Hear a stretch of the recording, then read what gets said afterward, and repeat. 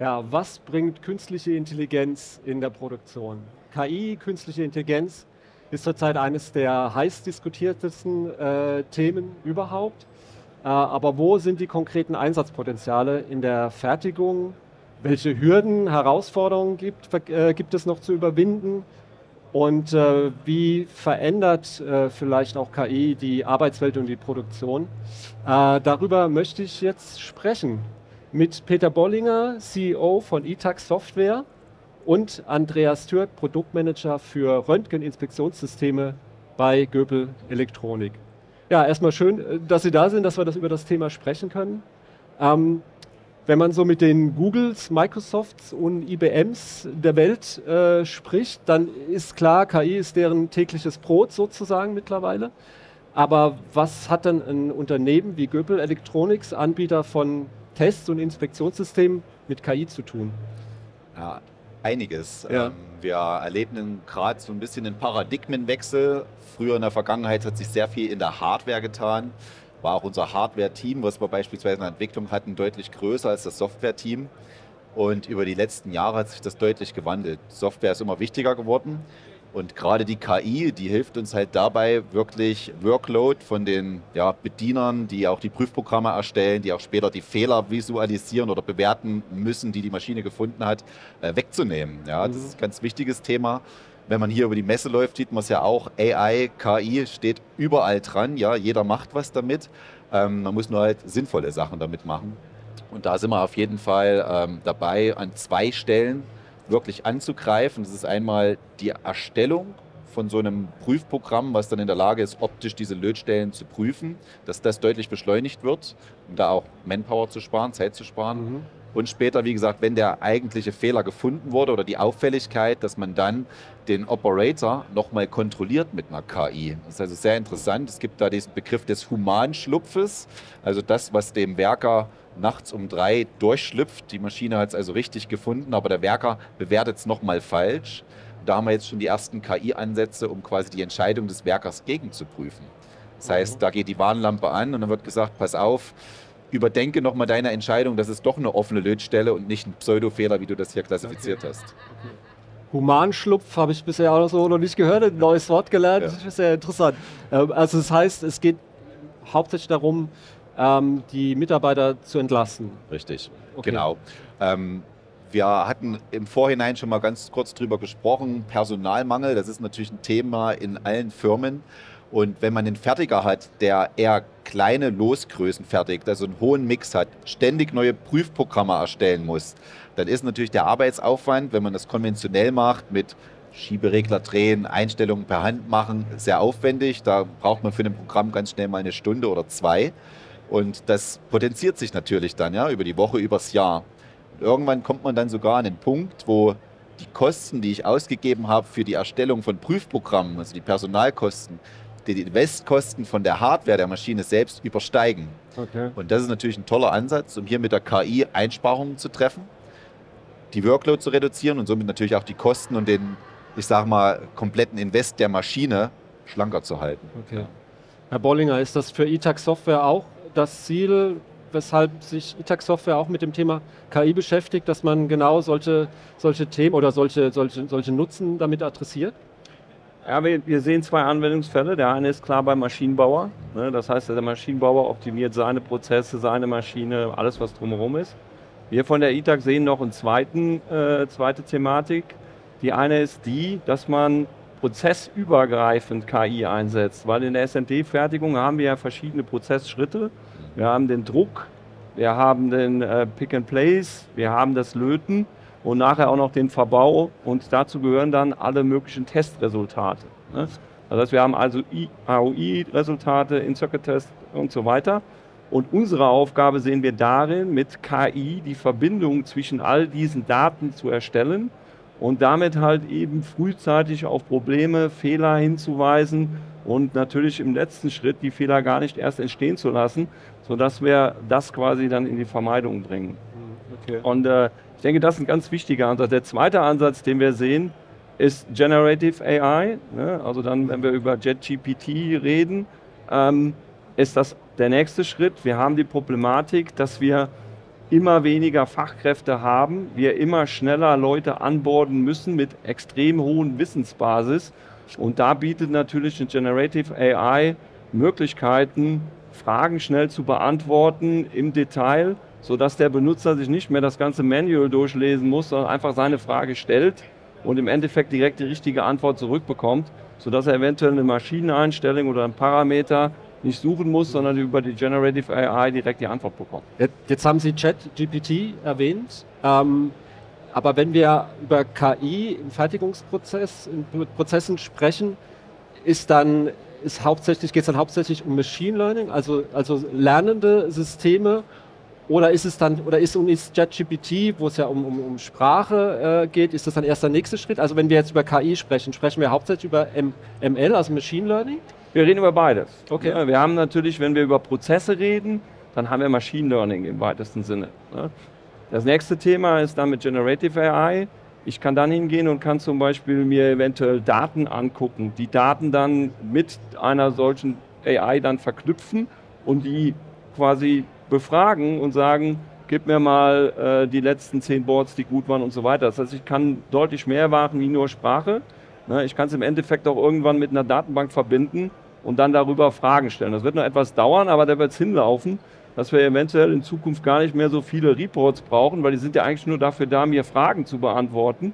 Eventuell frage ich dann nur noch in eine Generative AI und ich kriege eine Antwort und brauche nicht mehr 100 Reports mir durchzuschauen. Okay. Aber das ist dann schon nochmal der nächste Schritt. Das ist der nächste Schritt. Das ist definitiv der nächste Schritt. Heute ist definitiv Machine Learning. Prozesse optimieren, das ist das, wo wir uns heute bewegen. Und der nächste Schritt wird kommen. Okay. Wenn wir jetzt beim nächsten Schritt sind, wie ist es denn mit dem ersten Schritt, sage ich jetzt mal?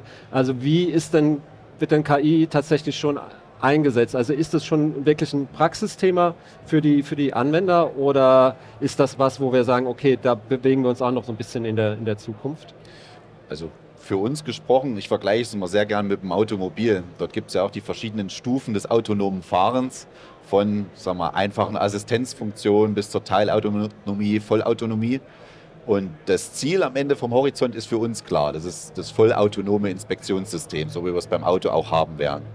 Aktuell würde ich sagen, sind wir so ein bisschen bei den assistierten Funktionen. Das heißt, ich hatte die Prüfprogrammerstellung angesprochen, das ist ein Produkt bei uns, das nennt sich Magic Click, was schon über ein paar KI-Modelle die Prüfprogrammerstellung erleichtert. Und auch speziell bei mir im Fachbereich, wo es um die Röntgeninspektion geht, haben wir schon die ersten Algorithmen, die quasi ohne Einstellparameter zurechtkommen. Das heißt, man hat irgendwo einen Prüfbereich, weist dem jetzt die Prüffunktion Lufteinschlusskontrolle zu und dann hat das KI-Modell gelernt, wie so ein Lufteinschluss oder Gaseinschluss aussieht und ist in der Lage, den zu vermessen und mir auch dann später Messwerte auszugeben. Das heißt, das haben wir schon real. Aktuell gibt es im Bereich AOI noch die Polaritätserkennung, wo wir kurz vor der Vorstellung sind, das zu vereinfachen. Und das Ziel ist eigentlich immer, sagen wir mal, ein KI-Modell zu erstellen, was auch wirklich die Fehler vernünftig findet und auch vom Kunden akzeptiert wird. Also das ganze Thema Trustable AI, also kann ich den Ergebnissen auch trauen, das ist ein ganz wichtiges Thema. Und auch hier haben wir quasi Ansätze, um dann zu sagen, okay, wir haben die KI-Funktion und wir färben zum Beispiel auch im Bild Merkmale ein, um zu sagen, okay, das hat jetzt das Netz angeregt. Also genau diese Stelle hat jetzt dazu geführt, dass das Netz die Entscheidung getroffen hat. Und darüber kriegt man auch den Kunden abgeholt. Der sagt dann, okay, das ist nicht nur Voodoo, sondern das funktioniert hier wirklich. Und da gibt es tatsächlich die ersten Funktionen, die wir schon so live einsetzen. Ja. Herr Bollinger, wie ist es bei Ihren Kunden? Ist da KI ein Thema oder sagt man, ich habe ein bestimmtes Problem, ich brauche dafür die entsprechenden Funktionen und dann läuft KI da halt so mit? Also ich sage mal, es ist so, es gibt wie bei allen diesen Technologien die Early Adapters. Das heißt, es gibt mittlerweile einige Firmen, die sich damit intensiver auseinandersetzen, die dann auch ihre eigenen Data Scientists haben, eigene Algorithmen geschrieben haben und das eingebaut haben und es auch am Laufen haben. Und dann gibt es die anderen, die halt eben die Technologie, sage ich mal, noch nicht verstehen und die auch Schwierigkeiten haben, die Experten zu finden. Das heißt, wir müssen irgendwo jetzt die Brücke schlagen und das sehe ich uns als Softwarehersteller in der Pflicht, dass wir diese Dinge vereinfachen und fertige Lösungen anbieten, sodass der Benutzer oder der Anwender nicht immer unbedingt die kompletten Experten braucht, sondern mit seiner Mannschaft, die er schon hat, die Dinge bedienen kann. Wir haben jetzt auf der Messe den neuen Asset Analyzer vorgestellt, der genau das tut. Das heißt, die KI Komplexität quasi wegkapseln und nur für den Anwender mit 2, 3 Mausklicks es zur Anwendung bringen. Und dann, glaube ich, haben wir auch eine Chance, es in größerer Ausbreitung für den Prozess auch einzuführen. Experten ist ein gutes Stichwort, denn wir haben jetzt so über die Möglichkeiten, den Nutzen von KI gesprochen und das Potenzial ist natürlich da, aber es gibt auch noch so die eine oder andere Hürde dabei vielleicht zu überwinden. Ein spannendes Thema, aber das besprechen wir nach einer kurzen Pause.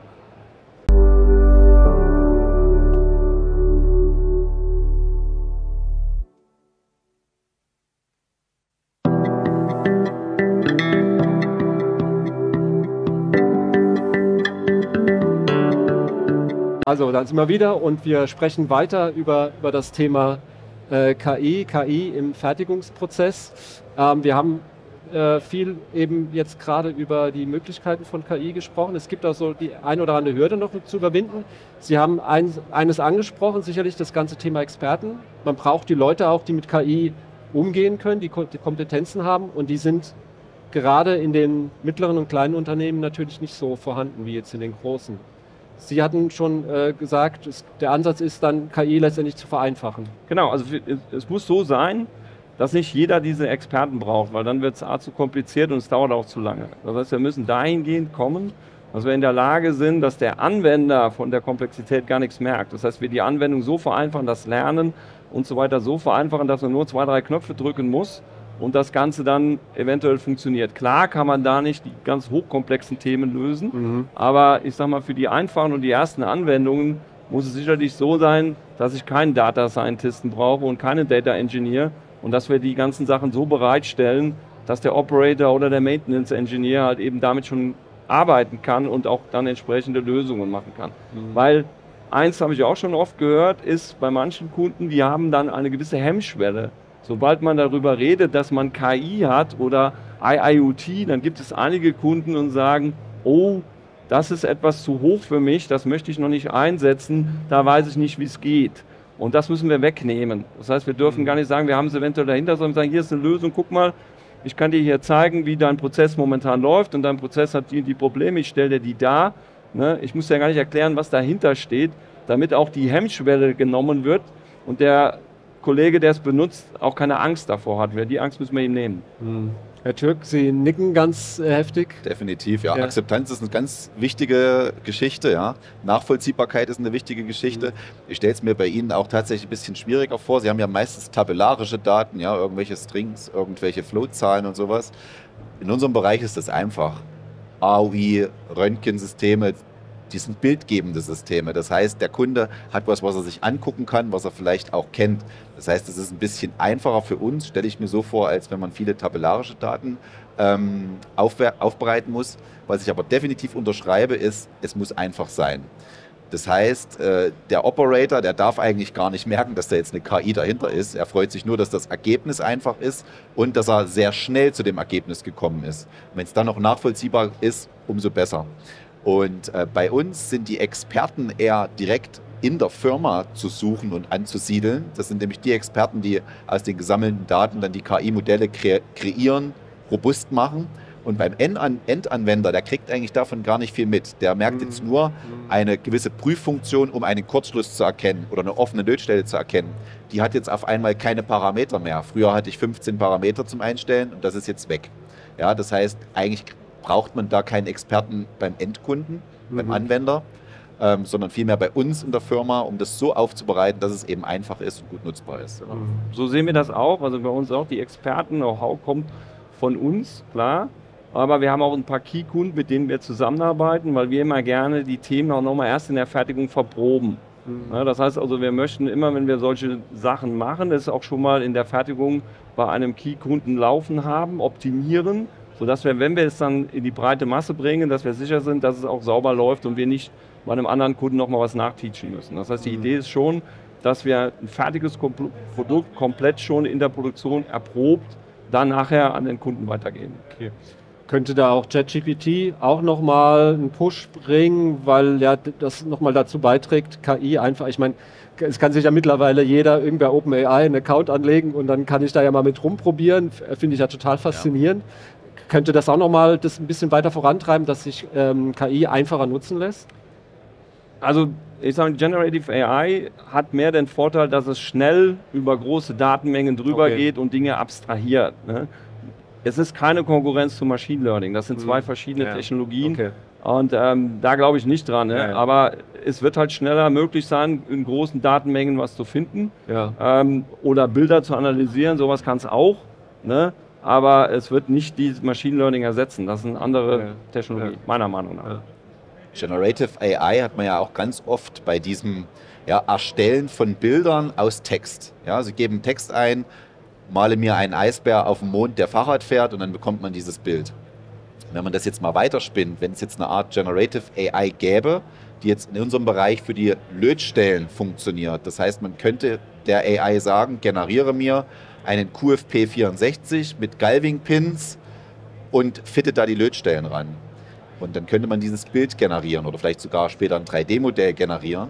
Basierend auf diesen Modellen, die auch gut und schlecht Bilder darstellen, eine KI trainieren, die dann wieder gute von schlechten Lötstellen unterscheiden kann. Das geht so in die Richtung digitaler Zwilling und geht in die Richtung, wir haben eigentlich zu wenig Fehlerdaten, um ein KI-Modell vernünftig zu generieren.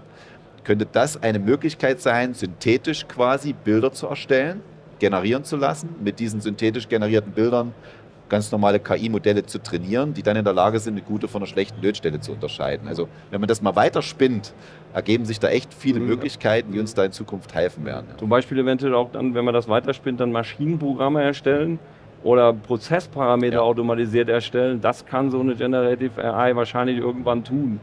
Ja, aber wie gesagt, nochmal ein anderes Thema wie das Machine Learning, was die Prozesse überwacht. Aber Dinge erstellen aufgrund von technischen Vorgaben, die immer wiederkehrend sind, das ist natürlich, sagen wir mal, der Home-Turf von einer Generative AI. Definitiv. Wo sehen Sie denn grundsätzlich noch die Herausforderungen beim Einsatz von KI in der Fertigung? Also der erste haben wir eben schon angesprochen, die Akzeptanzschwelle ist eine. Ne? Das heißt also, dass wir da hinkommen, dass die Bedienung auch beherrschbar wird für den, der an der Maschine damit arbeitet. Und wenn wir das hinbekommen, glaube ich, wie eben gesagt worden ist, es muss gekapselt werden, dann, glaube ich, haben wir einen großen Schritt gemacht, um es in die breitere Anwendung zu bringen. Ja, bei uns ist es das Beschaffen von Daten. Ja, wir haben in der Elektronikproduktion klassisch viele Gutergebnisse und sehr wenig Schlechtergebnisse. Nun soll aber die KI uns genau helfen, den Fehlerfall zu finden. Jetzt hast du aber von 1000 Boards einen Fehler und 999 Gutfälle. Aus dem Grund ist für uns das Beschaffen von Fehlerdaten das Wichtige. Und deswegen geht man ja auch den Weg, weil es so wenig Fehler gibt, das Ganze zu synthetisieren, digitale Zwillinge zu bauen und damit quasi die Netze zu trainieren. Also die erste Herausforderung, Datenbeschaffung. Und das zweite, ich habe es glaube ich schon dreimal gesagt, Akzeptanz beim Kunden, dass der nicht denkt, dass das Voodoo ist, das muss nachvollziehbar sein. Das heißt, auch wenn eine KI nachtrainiert wurde, muss gegengeprüft werden, sind denn die alten Schlechtteile immer noch schlecht, wenn ich die KI erneut drüber laufen lasse. Es muss gehighlightet werden, welches Objekt im Bild hat zu dieser Entscheidung geführt. Ja, dass nicht irgendein Leiterzug, irgendeine Durchkontaktierung auf einmal das Gut-Schlecht-Ergebnis definiert, sondern wirklich die Lötstelle, die schlecht ist. Das sind eigentlich die zwei Punkte, wo wir jetzt auch ganz massiv dran arbeiten. Eins, was wir jetzt natürlich als MES-Hersteller wünschen würden, ist der Zugang zu den Daten der Maschinen. Ne? Also wir kriegen schon viel, haben auch da entsprechende Interface, aber an der einen oder anderen Stelle würden wir uns noch mehr Informationen wünschen, die wir von außen zugänglich hätten. Ne? Das ist natürlich auch so ein bisschen die Problematik, dass man das immer irgendwo suchen muss, gucken muss, wo sind die Parameter, sind die überhaupt offengelegt, komme ich da von außen dran? Und da wäre es auch schön, wenn wir da mehr Daten bekommen würden, wie wir sie heute haben. Es ist schon, sage ich mal, ganz gut, man kann schon einiges damit tun, aber in Zukunft, glaube ich, muss da noch mehr passieren. Also ich meine, letztendlich, das Thema ist, dass eine KI immer nur, je mehr Daten ich habe, desto besser ist die KI. So, die KI braucht einfach Daten als Grundlage. Ja. Und das ist dann manchmal so der Knackpunkt, dass sie nicht da sind.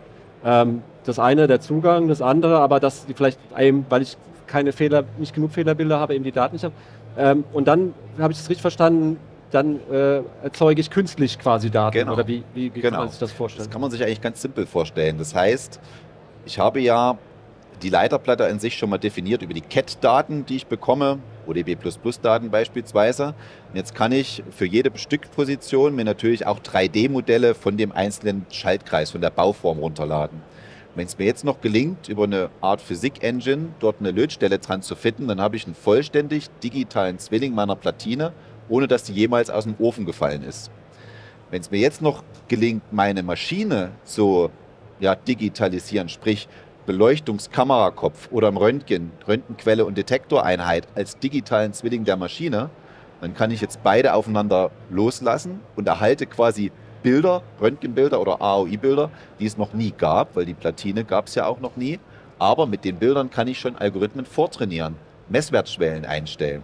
Das heißt, für kleinste Losgrößen könnte ich hier ab Stückzahl 1 schon ein fertiges Prüfprogramm haben, ohne dass es die Platine jemals gab. Das ist eigentlich so ein bisschen das Kampfziel, was wir gerade haben. Und das ist, glaube ich, auch der Schlüssel, um das Ganze lauffähig zu machen, dass man über synthetische Daten sich das schon so weit aufarbeitet, dass man wirklich die reale Platine ab Stückzahl 1 schon testen kann. Okay. Jetzt haben Sie auch von Voodoo mal kurz gesprochen. Das ist einfach so dieses typische Blackbox-Thema bei KI. Also ich kann nicht immer wirklich nachvollziehen, warum KI zu einem bestimmten Ergebnis kommt. Ist das nicht ein grundsätzliches Thema, was ich letztendlich nie wirklich lösen werde, sondern wo einfach man sagt, okay, da aufgrund der laufenden Ergebnisse, und ich sehe, es kommt was Positives oder was Erfolgreiches dabei raus, ist dann auch die Akzeptanz, dass ich diese Blackbox-Eigenschaft akzeptiere, oder gibt es da andere Ansätze, das Thema zu lösen? Ich denke, also man kann wahrscheinlich, wenn man dann sich im Detail mit dem Algorithmus auseinandersetzt, versteht man natürlich, wie er zum Ergebnis kommt. Das ist aber relativ kompliziert. Und deswegen geht man halt eben nachher mit den Prozentzahlen und sagt, mit welcher Genauigkeit kann ich den Fehler reproduzierbar erkennen. Ich denke, das wird auch so bleiben. Die Akzeptanz kommt nachher dann dahingehend, wenn die Wahrscheinlichkeit, dass ich den erkennen kann, den Fehler sehr hoch ist, dann wird es auch von den Leuten akzeptiert. Wenn ich natürlich einen Algorithmus habe, der zu 75% es nur erkennen kann, der wird keine Akzeptanz finden, weil der Operator sagt, guck mal, das hat er jetzt nicht gesehen. Genau. Das heißt also, es wird mit der Genauigkeit, die ich dem System gebe, auch die Akzeptanz bei dem Operator und der Fertigung kommen, weil alles andere wird nicht gehen. Also ich kann nicht was nur einen gewissen Prozentsatz rausfiltert, das wird nicht funktionieren. Das heißt, da muss ich schon aufpassen, dass das, was ich trainiere, auch die entsprechende Genauigkeit gibt, die dann nachher dem Prozess auch eine Verbesserung bringt. Okay. Ja, und im Falle der Bildauswertung ist es auch ganz ähnlich. Klassisches Beispiel. Ein KI-Modell, was in der Lage ist, zwischen zwei BGA-Lötstellen einen Kurzschluss zu erkennen. Wird trainiert, funktioniert für die Kurzschlüsse ganz wunderbar. Und jetzt nimmt man einfach mal ein Stückchen Lotdraht und schiebt den so zwischen zwei Bälle dazwischen, würde also auch ein Kurzschluss sein, sieht aber anders aus. Was macht die KI? KI sagt, alles okay, weil diesen Kurzschlussfall habe ich jetzt noch nicht gesehen, der wurde noch nicht trainiert. Das ist natürlich ein Problem. Das heißt, wir erkennen nicht alle Fehler, die wir eigentlich erkennen wollen. Aber auch dafür gibt es Lösungen, gibt es so eine Art Anomalie-Detection nennt sich das. Das heißt, man fängt jetzt an und trainiert eher den Gutfall. Ich habe ja natürlich auch mehr Gutfälle als Schlechtfälle und schaut sich jetzt nur an, was weicht denn von dem Gutfall ab. Und somit würde ich quasi auch einen Fehler, der jetzt ein bisschen atypisch ist, aber trotzdem einen Fehler immer noch aufdecken. Das heißt, auch in die Richtung muss man definitiv forschen, ob so eine Anomalie-Detection wirklich hilft, um auch, sagen wir, andersartig ausgebildete Fehler sicher zu finden. Wir haben das zum Beispiel eingebaut in unseren neuen Asset Analyzer, genau das Thema, Anomalie Detection. Das heißt also, wir können hingehen und der Operator kann sagen, die letzte Stunde oder die letzte Schicht oder vorgestern hat der Prozess wunderbar funktioniert. Nimm die Daten als Basis, als gut und zeig mir zu diesen Daten immer die Abweichung. Und das ist genau das Thema, dass ich halt eben eventuell nicht das Ding dahingehend trainieren muss mit dem Fehler, sondern ich sage, guck das, was gut ist. Und schaue dann, wenn davon eine Abweichung kommt, die abnormal aussieht, dann informiere mich bitte. Das ist der Weg, den wir jetzt auch gehen, weil der ist natürlich deutlich einfacher zu erlernen und deutlich einfacher zu spezifizieren. Und damit kriege ich natürlich auch schneller ein entsprechendes Ergebnis. Glauben Sie denn, dass wir, wenn wir jetzt in 2 oder 3 Jahren hier noch mal zusammensitzen, dass man dann überhaupt noch über das Thema KI spricht oder dass das einfach dann integraler Bestandteil von den meisten Lösungen ist und dann KI einfach so mitläuft und letztendlich gar kein Thema mehr ist? Es wird mehr sein. Ob es schon zu einem Stadium ist, dass es einfach mitläuft, glaube ich noch nicht. Das wird eher noch 5 Jahre oder 10 Jahre dauern. Okay. Aber da werden wir hinkommen. Aber es passiert ja auch sehr viel, muss man ja auch sehen. Jeden Tag entwickelt sich weiter. Große Firmen arbeiten an diesen Themen mit viel Manpower. Und ich denke, da wird sich in den nächsten 2, 3 Jahren einiges tun, was wir dann wieder einsetzen können, um das zum Benefit für unsere Kunden dann nutzbar zu machen. Okay. Also die Geschwindigkeit nimmt definitiv zu, ja, wenn man nur allein die letzten 3 Jahre mal beobachtet, was da schon passiert ist, was möglich ist. Und ich habe noch ein schönes Beispiel von gestern. Wir hatten ein Sales-Meeting vor der Messe und wir generieren manchmal über ChatGPT auch Bilder. Ja. Und ich hatte zum Beispiel ein Webinar Anfang des Jahres über den Fehlerteufel auf Platinen. Und da habe ich ein Bild erstellen lassen über die KI, wo so ein Fehlerteufelchen auf einer Platine sitzt. Das sah ganz grässlich aus, konnte man nicht verwenden. Das Gleiche haben wir gestern nochmal gemacht und das war ein top gemaltes Bild, was wir auch verwenden konnten für eine Präsentation. Ich wollte damit nur sagen, das sind jetzt, sagen wir mal, ein halbes Jahr Entwicklung zwischen den Tools. Das ist jetzt ChatGPT 4 oder sowas das war. Es ist beeindruckend, was sich in dieser Zeit getan hat. Und ich glaube, das lässt sich auch kopieren in unsere Welt der Elektronikproduktion. Da wird also einiges kommen. Ja. Genau. Wenn wir in der Lage sind, das zu adaptieren, dann wird da Dinge schnell vorwärts gehen. Und da passiert, wie gesagt, sehr, sehr viel. Wir haben auch den Sprung gesehen von ChatGPT 3.5 zu 4. Ganz andere Qualität und ich denke mal, wenn wir ein Jahr weiter sind, dann haben wir nochmal ein ganz anderes Level erreicht. Okay. Das ist doch ein super Schlusswort. Also es ist ein spannendes Thema, über das man noch so ein paar Stunden sprechen könnte. Aber soweit bedanke ich mich erstmal bei Ihnen. Es bleibt, glaube ich, ein spannendes Thema. Es hat ein großes Nutzenpotenzial, das Thema KI. Und ich habe auch neue Wörter wie Human Schlupf gelernt. War auch sehr interessant. Dann nochmal vielen Dank. Spannendes Thema, spannende Diskussion. Dankeschön. Wir bedanken uns auch. Ja.